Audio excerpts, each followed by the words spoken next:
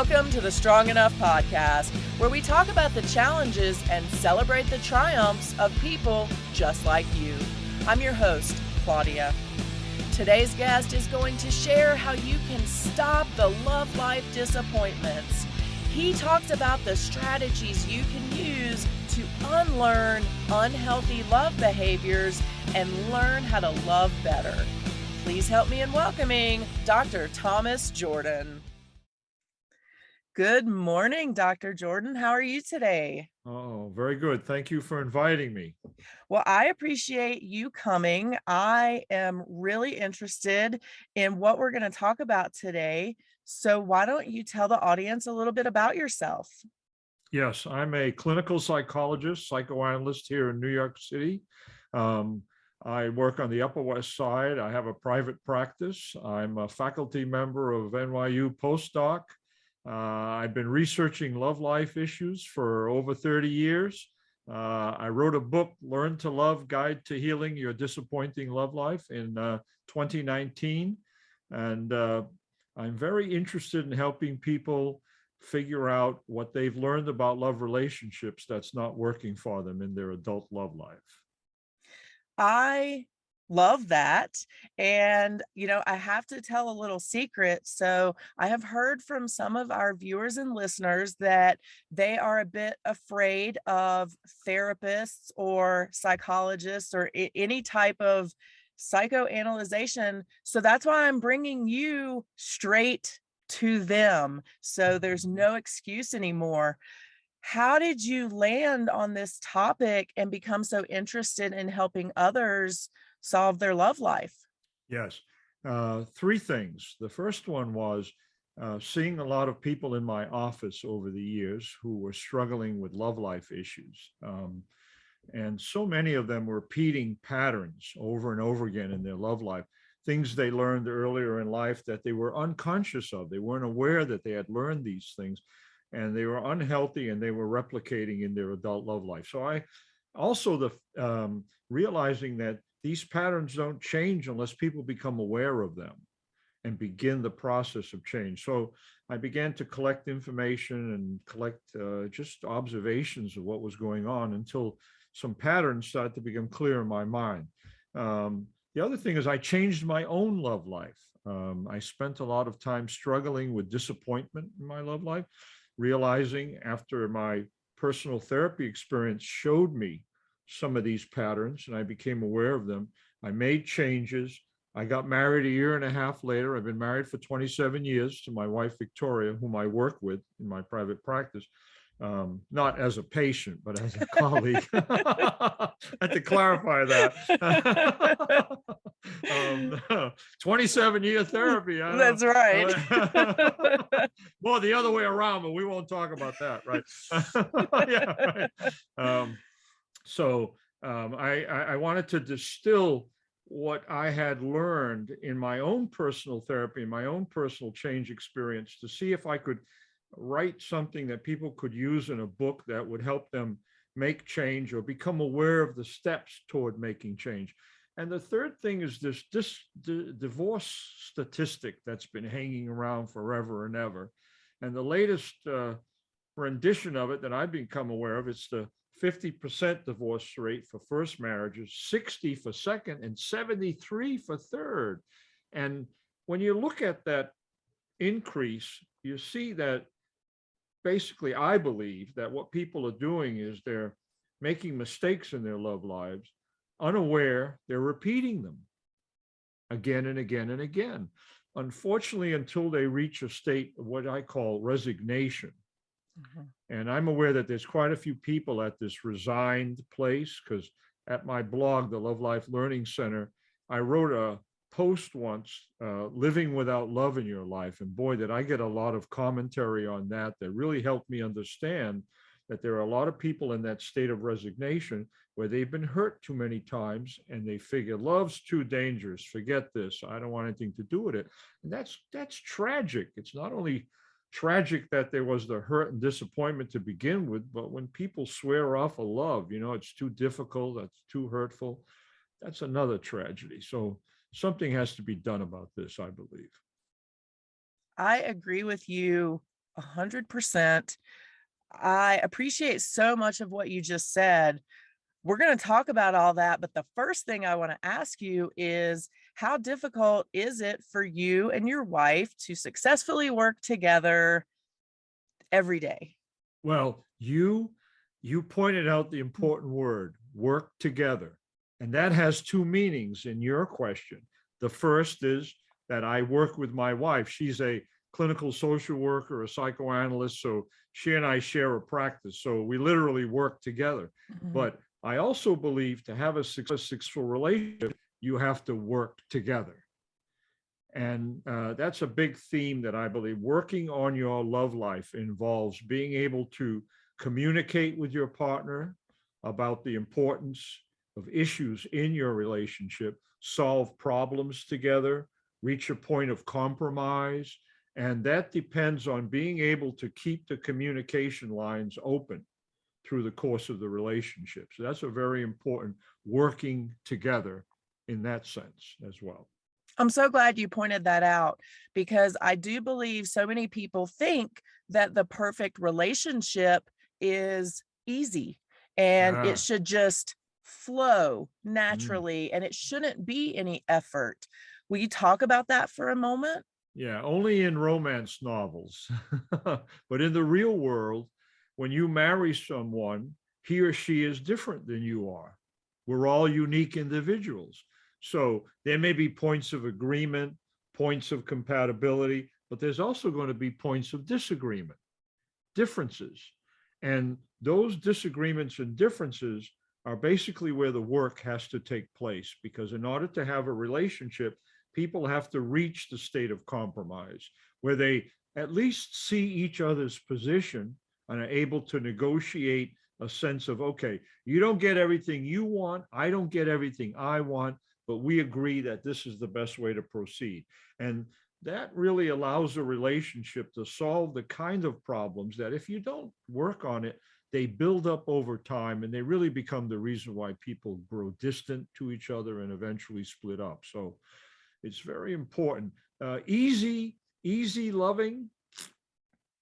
I don't see much of that. Let me amend that. I don't see any of it. I don't think it exists. Well, love is a kind of mysterious, spiritual, psychological, biological phenomena. We can't control it. In my book, in the preface, I wrote, this is not a book about love. It's a book about love relationships, the kind of relationship we form when we fall in love. But the falling in love part, who knows where that comes from? It's good Mhm. that we don't know. It's mysterious. It's lovely. It's wonderful. People can fall in love more than once in life. Thank goodness for that. Um, but the relationship that we form when we fall in love, if it's not healthy, then it stifles the love. It can destroy the love over time, keep it limited in certain ways. And that's the part that we human beings can do something about. And I believe learning a very user-friendly concept is a very big part of that. We learn to learn from the beginning of life. Mhm. So I learned that implied in the word learning is unlearning. If we learn something, we can unlearn it and learn something better. And that simple formula guides everything that I write about in the book, kind of encouraging people to look at their love life work from the inside out, what their psychological love life is doing in their love life. People, let me say this, people think about changes in their love life on the outside sometimes, different hairdo, Mhm. let me go to a different place to find eligible people and so on and so on. Okay, that stuff's good, but it's not good enough. What I talk about, I introduce people to what I believe to be the psychological love life. It's the blueprint we have in our minds that shapes and determines the love life experiences we have. And I believe the psychological love life is where all that learning is. That's where it's stored. The learning about love relationships that we have when we're exposed to certain relationship experiences in our lives. So when you become aware of what's in your psychological love life, Now you can begin going through the process of making changes, unlearn what's unhealthy, and begin to learn new directions to take your love life. So that's the central concept that I try to introduce people to in the book. Changing, working on your love life in a relationship with another person involves two people understanding how their psychological love life is contributing to the nature of their relationship. So basically, to make permanent changes in your love life, it's from the inside out. The individual has to understand what is in his or her psychological love life to do that. Where is that built? Does that start in our childhood as we are observing our parents or other people's relationships? Yeah, I define love life as any and all relationships involving the emotion of love starting from the beginning of life. When you emerge from your mommy's womb, that's the beginning of your love life because that's your first attachment. Mommy, you know, that's the intense first attachment that launches your love life. And your love life continues till the end of life. So we can learn lessons about love relationships right from the beginning. And what's important for people to understand is love relationship is not just defined as romantic. Love relationship, love is an emotion that can show up in various forms in our relationship life. So we can learn things in our family of origin that affect our love life. I'll give you an example, extreme example. I saw someone in her early 50s many years ago who, in an initial interview with her, I learned that she grew up in a horrible circumstance with an aggressive, violent, alcoholic father who physically abused her mother. And I learned about the details of that from her in that interview. Then she began to tell me about her adulthood and describe two marriages and a boyfriend she currently has. All three men are, you guessed it, alcoholic and violent. And I, after hearing that, said to her, do you think there's a link between where you grew up and how you grew up and your current love life? And she looked at me like, and this is an extremely intelligent, very educated woman. What? There was no link. And that's what one of the first things we had to build was a link between what she had experienced earlier in life and what was being replicated, recreated in her love life. And I use the word repetition and replication to illustrate that these things can show up over and over again and replicate earlier experiences that we've had. But I also use the word recreate because I want people to understand that they recreate these situations, not to bug people about it, not to make them feel bad, but to empower them to make the changes. Because if I'm recreating the problems in my love life, once I become aware of that, I can begin to create healthier scenarios.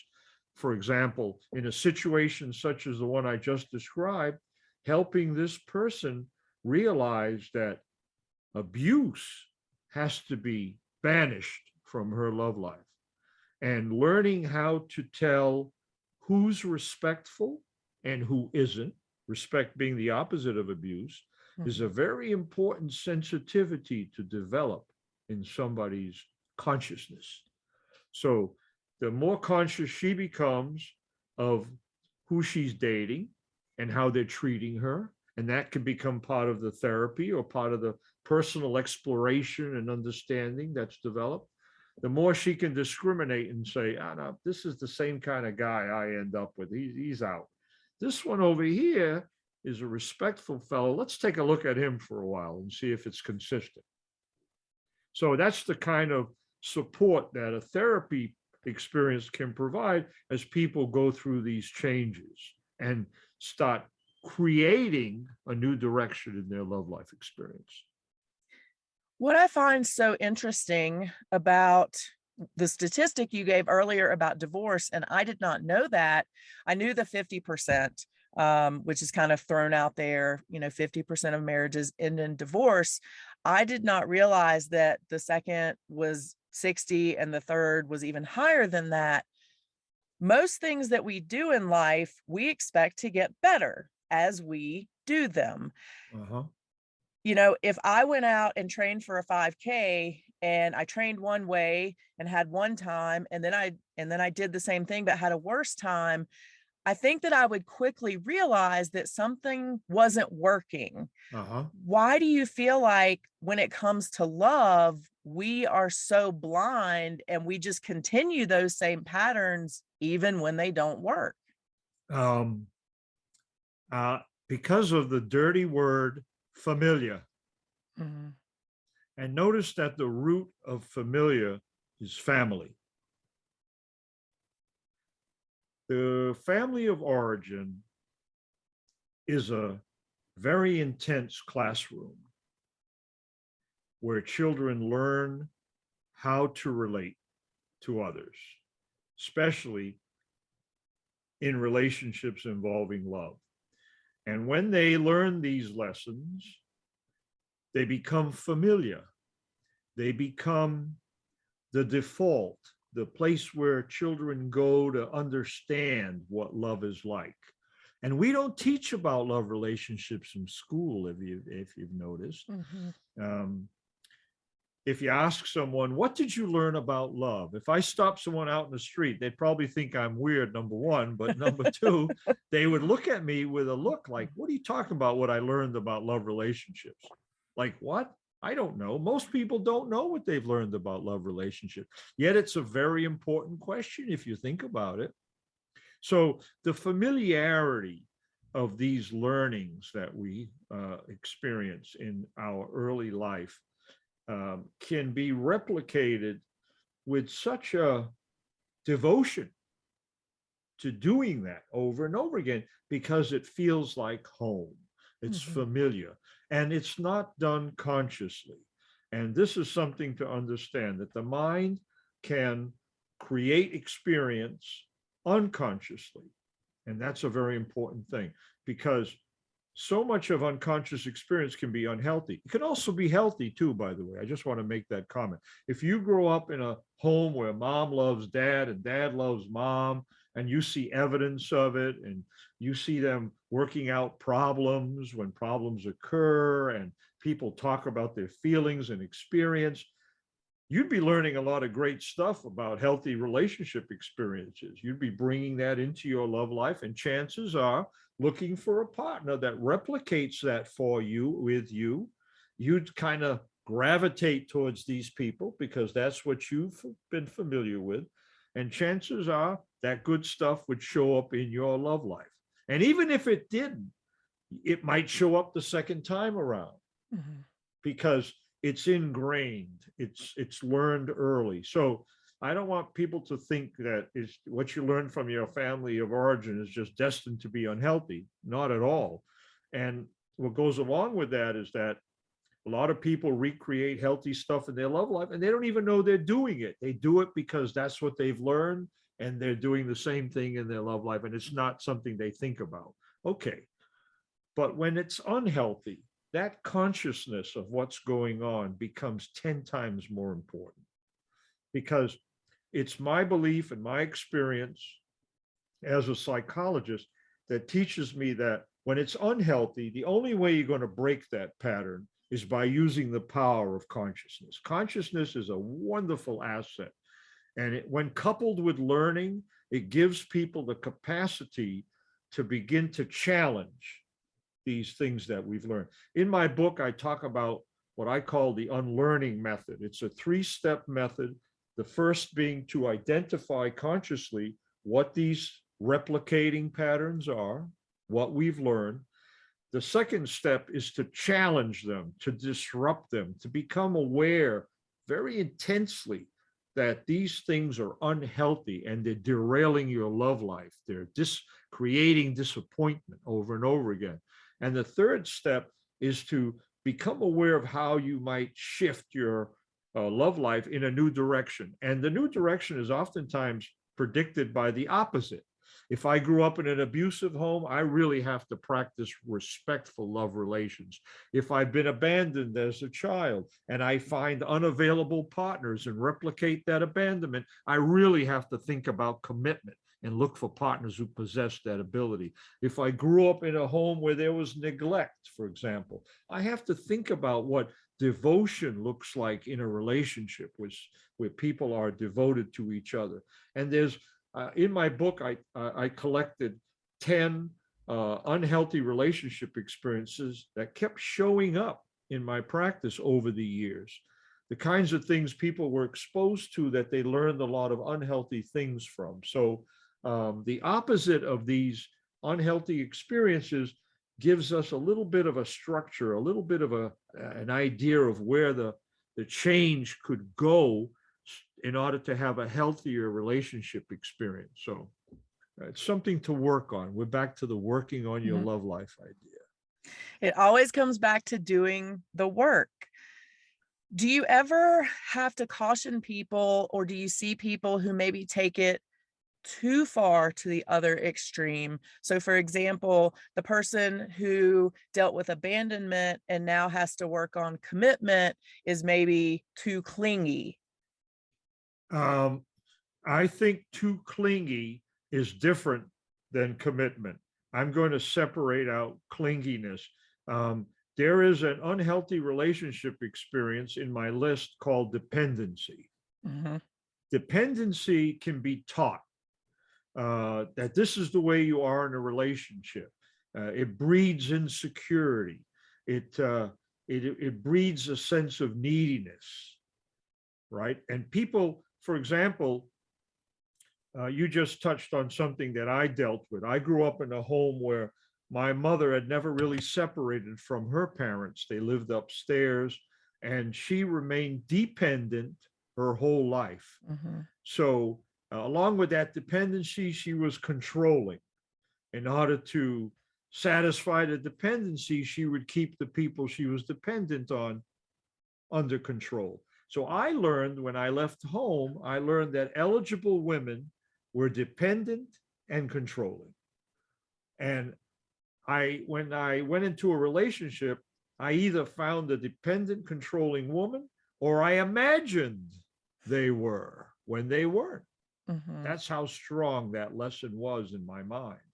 And as you could predict, I had one disappointment after another, because dependency and neediness are not healthy relationship patterns, and they end in breakups. People feel smothered in the relationship, or frustrated if you're dependent and the partner's not being as satisfying as you want them to be. So it creates a lot of difficulty, right? So that was the pattern that I learned. And I looked for that until it wore me out. And my therapist was able to say to me, look, Tom, you seem to be using, and this is the way he said it, your mother's template to create a love life for yourself. So that started the process of realizing, wait a minute, I have to move my mother out of that process and come up with a whole new set of understandings about this. And what I did in my life, interestingly enough, is I stopped dating. It was like, okay, wait a minute, I gotta go into a learning experience of some kind. This is not going to work. And I didn't have any sisters growing up, just three brothers. So I think I needed to do an internship to find out a little bit about female psychology, if you know what I mean. And so I had some really good best friends who were women during that time. This was middle to late 20s. So I learned from these relationships, which weren't sexual, they were friendships, that women could be independent, not controlling, not self-centered. And as a consequence of that learning, a few years later, I met Victoria. She popped up, and it was kind of weird how that happened. I think when there's shifts in your psychological love life, some kind of Mhm. outside kind of aura or something. I don't know what it is. Your expectations change. What you're looking for changes. People you hang around with changes because something's changed on the inside of you, you know.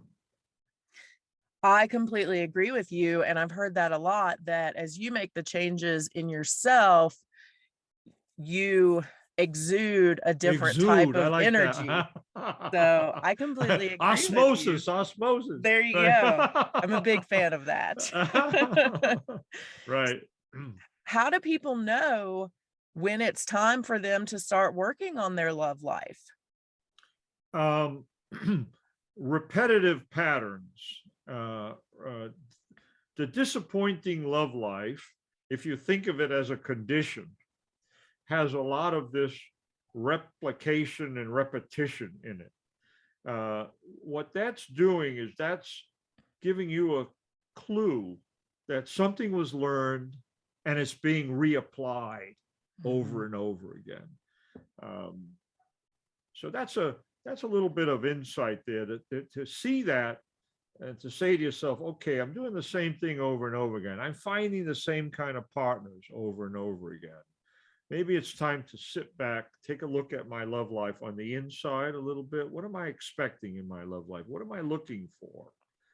It's so interesting that when you learn from these unhealthy relationship experiences, you learn to believe certain things. For example, if I grew up in a home where there's neglect and I enter my love life and I find neglectful partners, if you analyze deep down inside what my beliefs are about love relationships, you might find, I might say something like, relationships, they're always neglectful.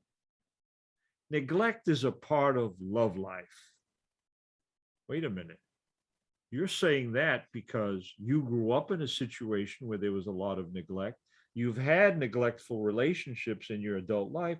You're kind of resigned to the idea that neglect is part of love life stuff. You got to deal with it. And you'll hear people say that sometimes and you get them to focus on their love life. The other thing you learn is how to behave in a love relationship. And I like to look at the behavior in two ways. One is who you find to recreate this unhealthy relationship experience with. And the two parts come in right there. Who you find, you can be the one who initiates it. For example, I could find someone and I'm neglectful of Mhm. her, or I could find someone who's neglectful of me, or both. I could, I've met people who have set up neglectful relationships, and then the next relationship, they're neglected by the partner they pick. In other words, neglect dominates their love life, whether they're initiating neglect or whether the partner is neglectful. So it can show up in either one of those. We can unconsciously set up the unhealthiness in the love relationship or find someone who sets it up toward us.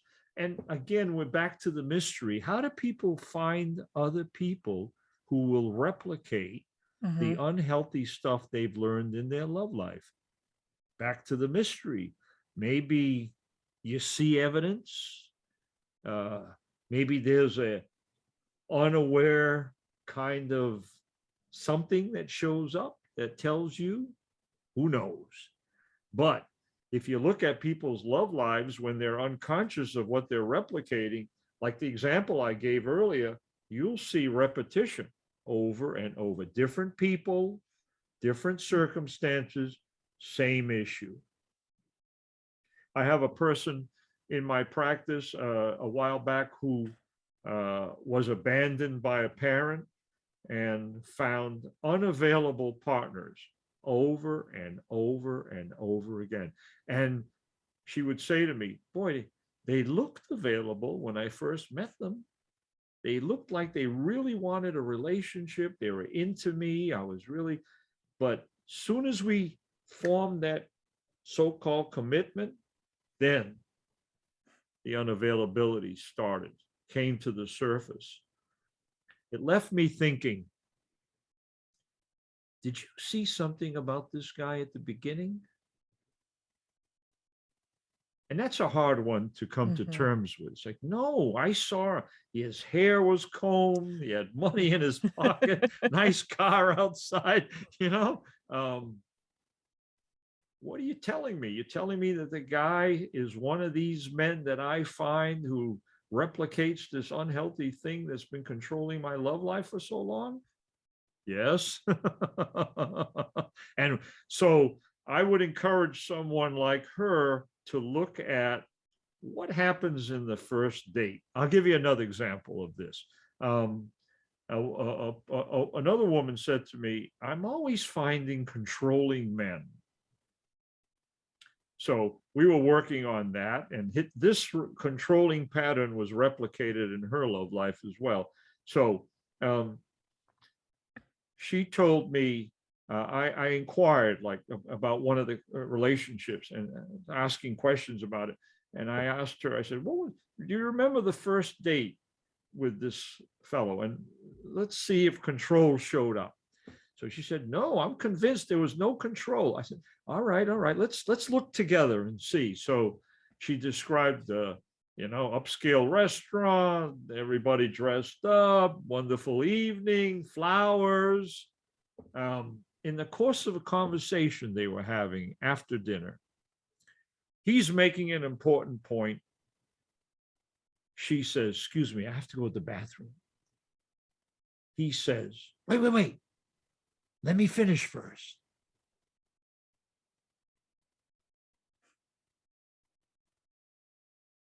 Wait. Let me finish first.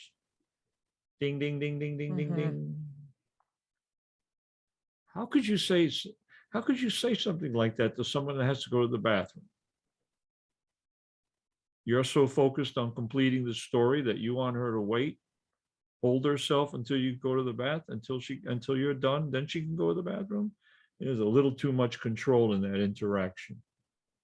So to focus on that and say, wait a minute, this happened in a first date, maybe that's going to give you a little clue as to what control looks like at the beginning when you first meet someone, at the time when you're trying to decide whether this is someone you want to continue seeing and so on. Stuff like that, which builds a sensitivity that people can use to determine who's who when they're meeting people, That is so interesting to me, because as you were telling that story, I was thinking about kind of the first date I had with an ex who ended up being very abusive towards me.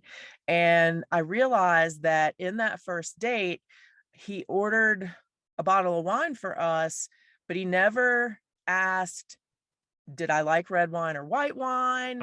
Did I want wine? Any of that stuff. And yep, there it is. Yes. And I never thought of that before until you were just saying that. And I was like, wow, that was an inkling of the control. It's so interesting. Yes. And control can break down into abuse. Because if someone's agenda psychologically, and he has whatever learning he was exposed to, he learned that control is the way to be in a love relationship. So he's practicing what he learned, probably unconsciously. It doesn't excuse it to say it's unconscious. It's still the type of practice that can hurt people, can result in a damaged love life.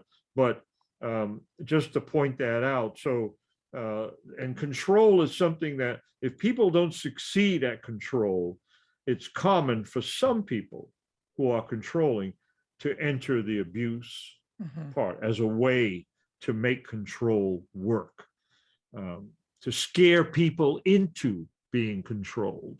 Because abuse, the emotion, in my book, I talk about the feelings that these unhealthy relationship experiences create that'll help people identify them. Abuse creates fear, and fear shows up a lot when abuse is being recreated in the love life.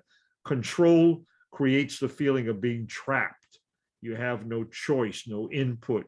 You're being dominated. That's another newer unhealthy relationships. I keep seeing them. And I keep adding. I have 12 now. In the book, I talk 10, but I've added two. I've added intrusion and dominance. Those are two other relationship experiences that people can practice unconsciously that end up badly in love relationships as well. One of the things that I hear a lot from our viewers and listeners, and then just friends of mine, is they feel like they just can't be loved. They have experienced bad relationships and they just say, you know what, maybe just love isn't for me. What do we say to those people? How do we get them to understand that they do deserve love? Yeah. When a person says to me, I can't be loved, the first thing I think about is they're entering the state of resignation because of a pattern of disappointment they're not aware of. When that pattern of replicating disappointments that we're talking about gets to the point of saturation, like it's just too much, one of the conclusions people can reach is, I'm not lovable. No wonder. Wrong. You're not conscious. You're lovable because you're human. You're not conscious. You've learned something unhealthy. You're replicating it. As a consequence, your love life is never launched in a healthy manner. And now you've reached the unhealthy conclusion that you're not lovable. So breaking up that belief is important so that the person can understand there's something you can do about your disappointing love life.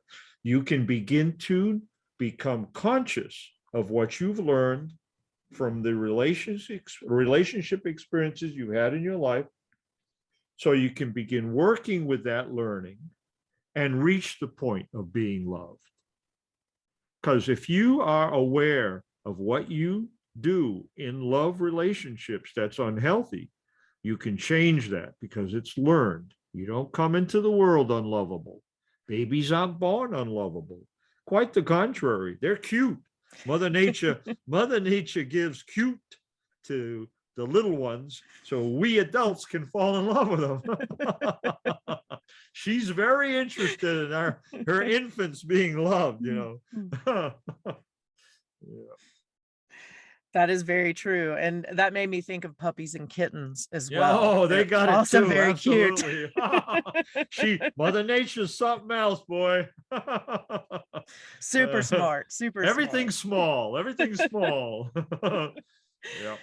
So what is the first step these individuals can take other than picking up your book, which is probably a great first step? But when they say, okay, I feel like I'm not lovable, but I have heard Dr. Jordan say, yes, I am. So I have work to do. What is step one? Step one is to believe it's possible to work on your love life as an idea. That's different than resignation. Opposite of resignation is there's nothing I can do. I just have to believe that I'm unlovable in order to answer the question, why is this happening to me over and over again? The opposite of that is no, I learned something unhealthy. I need to work on my love life. Work meaning become aware of what these unconscious things are and how they dominate my love life and how I can unlearn them to learn something better. So in effect, I'm taking control of my love life. I have this PowerPoint presentation I've been working on to try to teach the lessons of the book in a PowerPoint. And my first slide is a confused looking person with the statement, most of us are not in control of our love life. Like, what? What are you talking about? And then the second slide is a woman like this, like, and the statement says, because most of us don't know what we've unconsciously learned about love relationships. He's like this.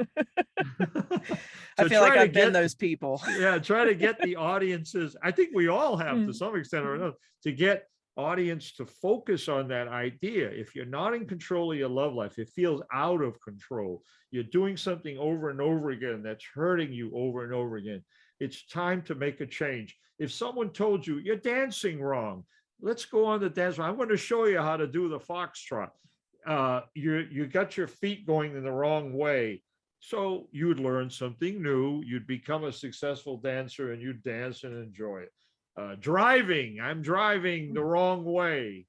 You have to drive another way for safety's sake. You'd unlearn how you drive that you may have learned from your father. Maybe your father drove like this, he texted while he was driving, right? And so you're about to get your license. You want to text while you're driving while the person from the state is sitting next to you. That's not going to work, right? You got to unlearn what you've learned in order to be successful in this particular endeavor called love life. I love that. I do text and drive, but I'm very safe about it. Don't admit So it. She didn't mean it, everybody. She didn't just mean it. kidding. Just Just kidding. kidding. Right. Just kidding. Well, I always say, when I was a police officer, you had to do 29 things while you were driving. So you had to drive, you had to read your computer, you had to talk on the radio, you had to talk on another radio. Right. So just texting, I mean, that's just one Yeah, little thing. it's so simple, right? Well, you have an excuse. As a police officer, you're excused, right? Awesome. I got the free pass. Yeah, right. Dr. Jordan, tell me just one general piece of relationship advice that you would hand out to the masses. When people ask me, what do you think is the most important thing about relationships? I say communication.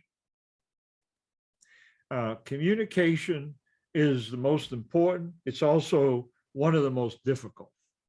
And I'm not just talking about what kind of groceries we need. I'm talking about communication about our relationship. That's the topic area that I think people need to become more comfortable with. Now, I say it like that because I don't think anybody's automatically comfortable talking about relationship matters with someone they love. Mm-hmm. They don't want to upset them. They don't want to hurt them. They don't want to lose them.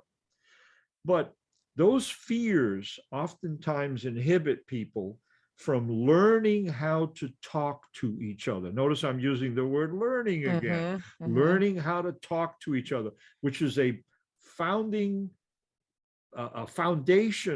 of how a relationship matures, grows together, works out problems, and all of that good stuff. So taking the risk to talk about sensitive topics like how I feel about you, how you feel about me, how you hurt me saying what you just said or doing what you just did, and vice versa.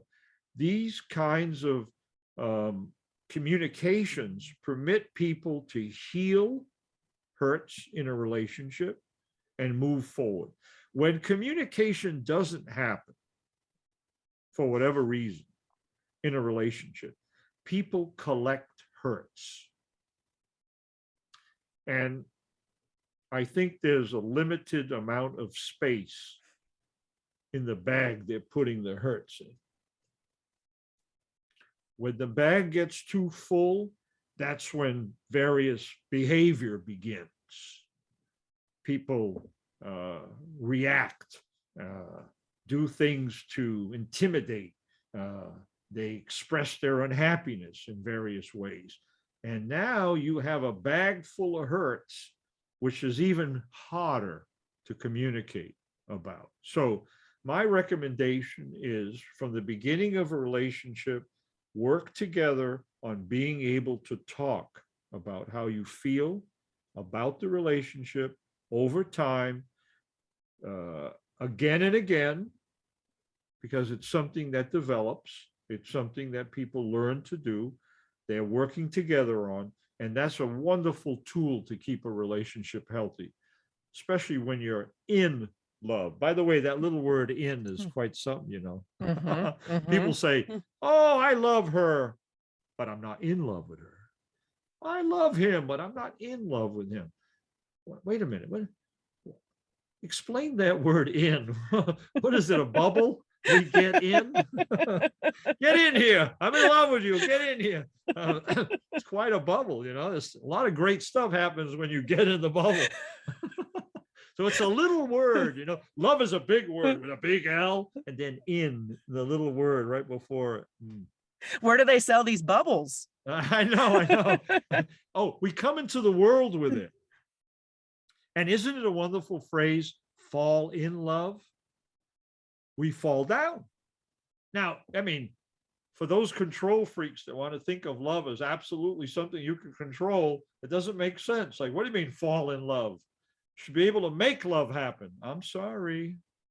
The phrase fall in love is a real meaningful, loaded phrase. It means that you don't have a choice about who you love.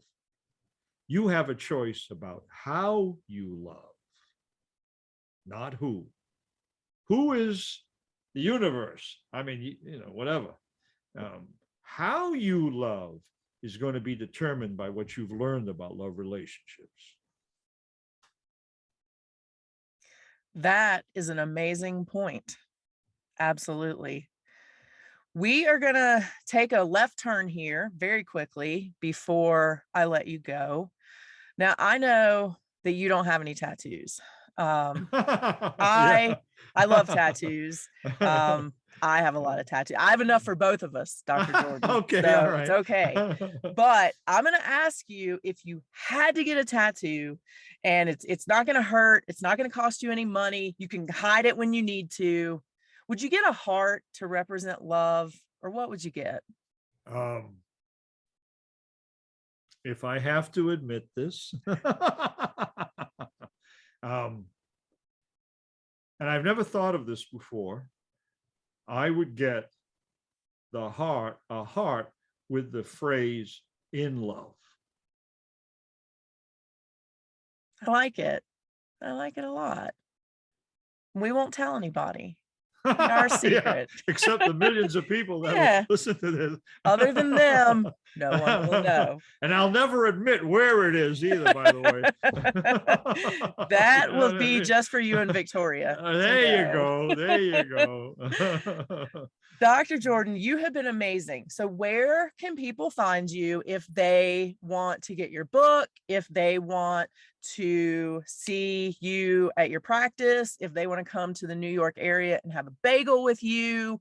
Where can people find you? I'm online at lovelifelearningcenter.com, and there's a lot about my wife and I on that blog. My book is available. It's a self-published book. I won 5 book awards with the Love Life, Learn to Love, Guide to Healing Your Disappointing Love Life. So I'm very happy. I didn't expect that this little book would get the kind of little buzz it's gotten. So, and I'm very gratified about it, because for people to use it as a guidebook, which was my intention, a real easy to read, short, to the point guidebook. So it's available on Amazon, Barnes and Noble, other book sellers. I also do Love Life consultations on the phone, my wife and I. With the pandemic, we sort of moved things to digital for the time being. But I'm in New York City on the Upper West Side. I also do psychotherapy. My wife does couple and family therapy as well. So that's it. But the Love Life consultations are an effort to get a little bit of interpersonal support as people try to apply this unlearning method that I talk about. Because sometimes it's difficult, you know. Some people can use the book and make change just from the consciousness they get from the book. At least this is the feedback that I've gotten over the time that I've published it. So other people might need someone to help them see some of the nooks and crannies of the change that they're taking and making happen. So either or. So we'll start with the book. Is there going to be a second edition or a part 2, since you are adding those behaviors? You're up to 12 now instead of 10.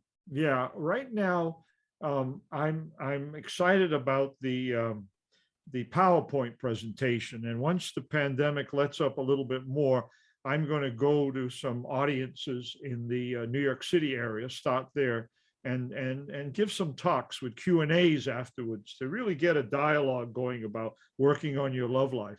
And I think people will enjoy my PowerPoint because it's very serious and kind of funny. So I took those two and mixed them together to make the topic a little bit easier, because unhealthy relationship experiences are painful. Mhm. I mean, the things that we can learn are painful, but at the same time, love is such a motivating topic, you know? So putting that all together, I think there's a way to demonstrate these things to get people interested and to make them feel like these are changes that can be done, you know? And don't need 10 years of therapy, 20 years of therapy. They can be done as a focus. We focus on our social lives, our physical lives, our educational lives. I'm saying we have to focus on our love lives as well. I completely agree with you. And I think that is a great way to end and let people know they got to focus on their love life as well. Dr. Jordan, you have been absolutely amazing. I truly appreciate your time today. And I thank you so much for everything that you've shared. Thank you, Claudia, for inviting me. I had a good time. Thank you so much. I really hope you guys enjoyed my conversation with Dr. Jordan as much as I did. I truly appreciate his talking about ways that you can identify whether past relationship behaviors were healthy or unhealthy, and how he shared with us that every single one of us does in fact deserve to be loved. So remember, until next week, you are strong enough and you are worth it.